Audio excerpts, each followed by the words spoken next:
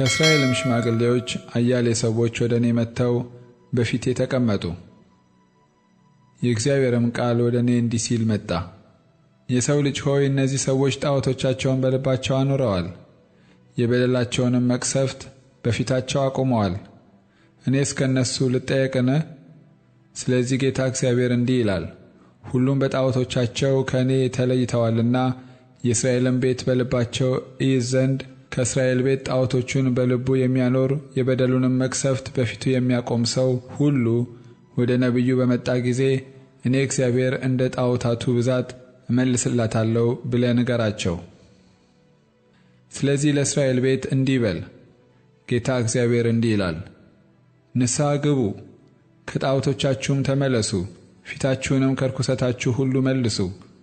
ከእስራኤልም ቤት በእስራኤልም ዘንድ ከሚቀመጡ መጻተኞች የሚሆን ከእኔ ተለይቶ ጣዖቶቹን በልቡ የሚያኖር የበደሉንም መቅሰፍት በፊቱ የሚያቆም ሰው ሁሉ ስለ እኔ ይጠይቅ ዘንድ ወደ ነቢዩ በመጣ ጊዜ እኔ እግዚአብሔር በራሴ እመልስለታለሁ።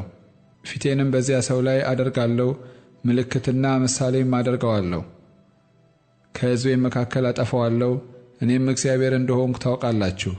ነቢዩም ቢታለል ቃልንም ቢናገር ያንን ነቢይ ያታለልሁ እኔ እግዚአብሔር ነኝ። እጄንም በእርሱ ላይ ይዘረጋለሁ፣ ከሕዝቤም ከእስራኤል መካከል አጠፋዋለሁ። ኃጢአታቸውን ይሸከማሉ፣ እንደሚጠይቀውም ሰው ኃጢአት እንዲሁ የነቢዩ ኃጢአት ይሆናል። ይኸውም የእስራኤል ቤት ደግሞ ከእኔ ርቀው እንዳይስቱ በኃጢአታቸውም ሁሉ እንዳይረክሱ ነው። እነርሱም ሕዝብ ይሆኑኛል፣ እኔም አምላክ ሆናቸዋለሁ ይላል ጌታ እግዚአብሔር። የእግዚአብሔርም ቃል ወደ እኔ እንዲህ ሲል መጣ። የሰው ልጅ ሆይ ምድር በማመፅ በእኔ ላይ ኃጢአትን ስትሠራ እኔም እጄን ስዘረጋባት የእንጀራዋንም በትር ስሰብር ራብንም ስሰድባት ሰውንና እንስሳውንም ከእርሷ ሳጠፋ እነዚህ 3 ሰዎች ኖህና ዳንኤል ኢዮብም ቢኖሩባት በጽድቃቸው የገዛ ነፍሳቸውን ብቻ ያድናሉ ይላል ጌታ እግዚአብሔር።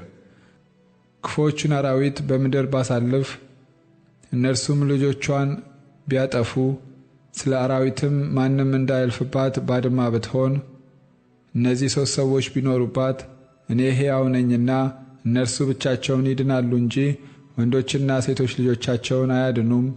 ምድሪቱም ባድማ ትሆናለች ይላል ጌታ እግዚአብሔር። ወይም በዚያች ምድር ላይ ሰይፍ አምጥቼ ሰይፍ ሆይ በምድሪቱ ላይ እለፊ ብል ሰውና እንስሳውንም ከእርሷ ባጠፋ እነዚህ 3 ሰዎች ቢኖሩባት እኔ ሕያው ነኝና እነርሱ ብቻቸውን ይድናሉ እንጂ ወንዶችንና ሴቶች ልጆቻቸውን አያድኑም ይላል ጌታ እግዚአብሔር።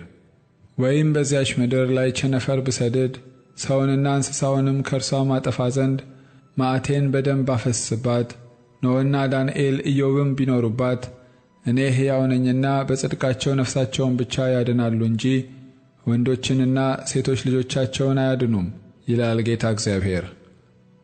ጌታ እግዚአብሔር እንዲህ ይላል፣ ይልቁንስ ሰውንና እንስሳን ከእርሷ አጠፋ ዘንድ በኢየሩሳሌም ላይ 4ቱን ክፉ ፍርዶችን ሰይፍና ራብን ክፎችንም አውሬዎች ቸነፈርንም ስሰድባት ነገር ግን እነሆ የሚያመልጡና ወንዶችንና ሴቶች ልጆችን የሚያመጡ ይቀሩላታል።